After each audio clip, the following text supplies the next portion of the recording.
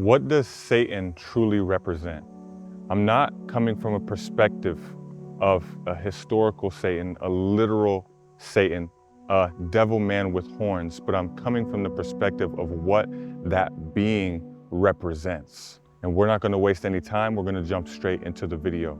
Satan represents the fleshly desires of a human being. God represents good. Satan, or the devil, represents evil. If you take the D off of devil, you get evil. If you add another O to God, you get good. This represents the duality of this creation, the duality of nature on this earth. You have good, you have evil. You have light, you have dark.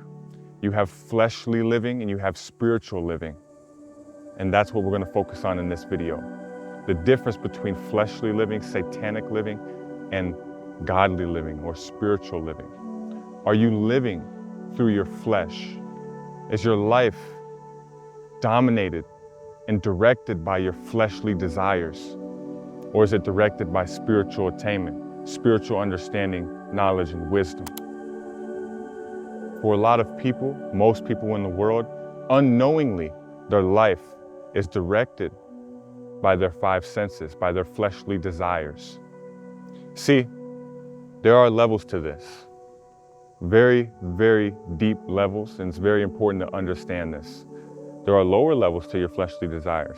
Simple things, overeating, overindulgence here and there, lying, stealing, cheating, deceiving.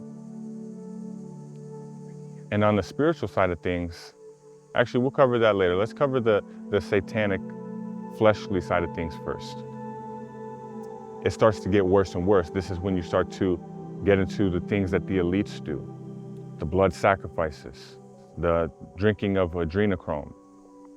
If you're not aware what that is, I'll put the word up, you can look it up.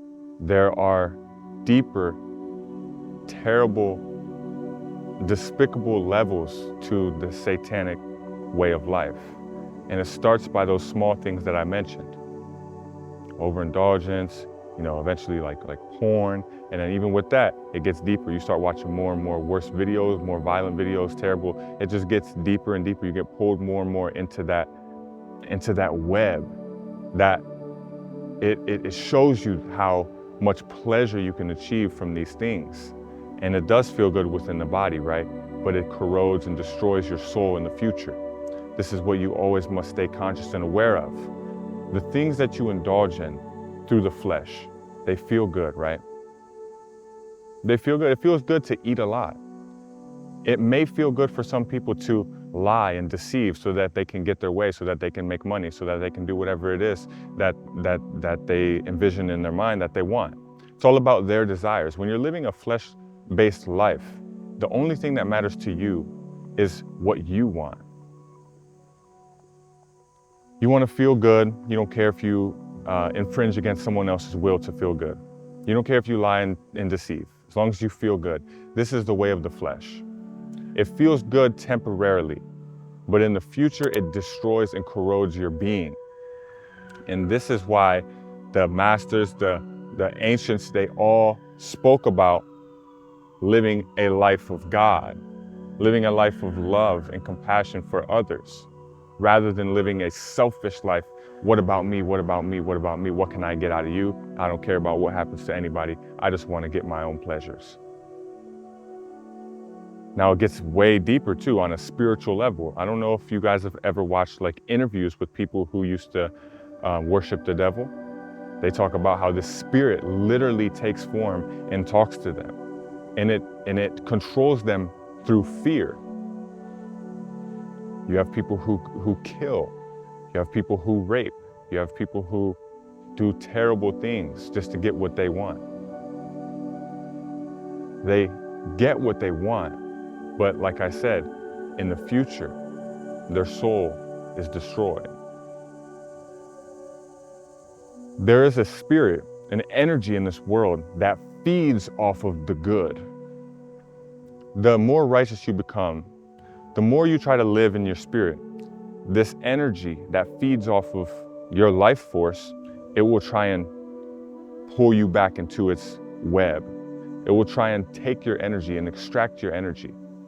This is what happened to Jesus when he was on the mountaintop. The devil brought him to the mountaintop and said, you can have the entire world if you bow down to me, if you bow down to your flesh.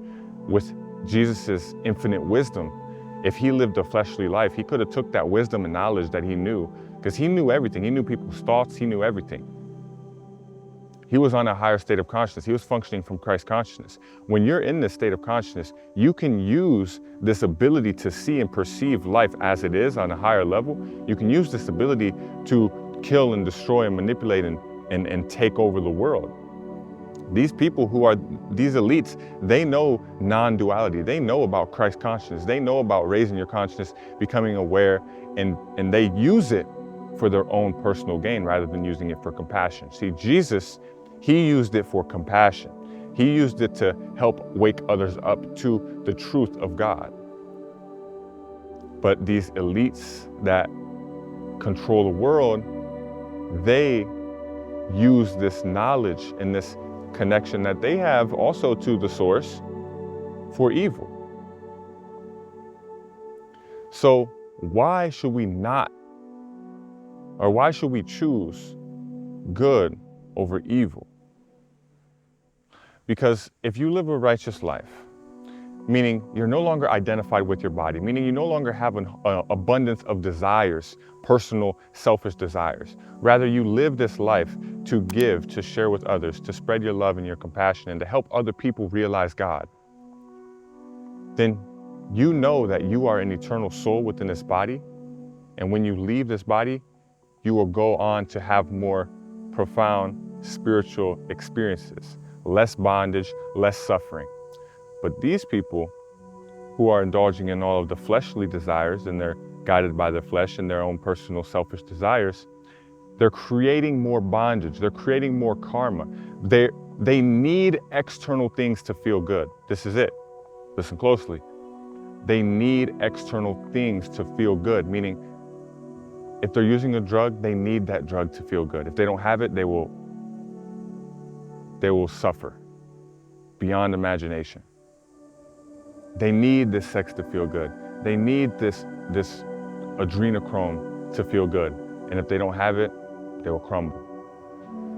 Somebody that's living a life of righteousness, that's living by the way that Christ taught, and that the other ancient spiritual masters of love and compassion taught, they don't need anything to feel good. They're not in bondage to anything. They're free within themselves. They're free within their mind. On the other hand, these people have a bunch of crutches, right? They need this, they need that to feel good. They feed off of the energy that's provided by the world. The Christ-like person feeds off of the energy that's provided by the Spirit, which is an infinite amount of energy. The world can only provide temporary energy. So no matter how much they're experiencing pleasure in the world, it's always temporary, because the body will die one day. And then you'll realize all of those things that you depended on to make you feel good, when they're no longer available, the amount of suffering that it creates, the Christ-like person, when they realize, or when they die, they don't need anything. There's no bondage to the world. There's no bondage to all of these pleasures and things that the other person is bound by, that the other person is a slave to. You're not a slave to anything.